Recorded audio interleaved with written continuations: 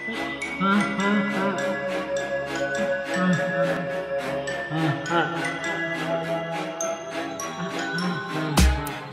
waiting every night to the finally romantic bites. Newcomers to play with us for many years.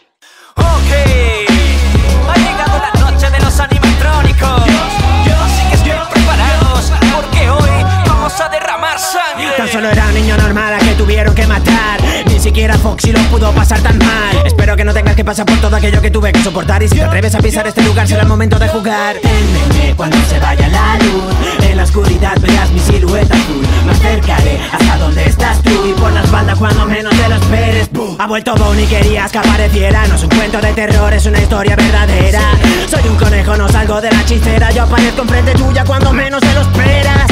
En la ventilación ahora estoy yo, pues míralo. Yo paso por el conductor cuando tu cámara está en off. Si falla la conexión debido a alguna distracción, repáralo si no quieres morir en tu sillón. Se de sangre, se de venganza. Fernando Freddy, de terror en la pantalla. 5 días, es la batalla. Si sobrevives, llega chica y te remata. Se de sangre, se de venganza. Fernando Freddy, de terror en la pantalla.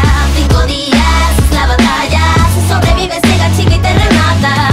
Donde no llega el sol, ya no siento dolor.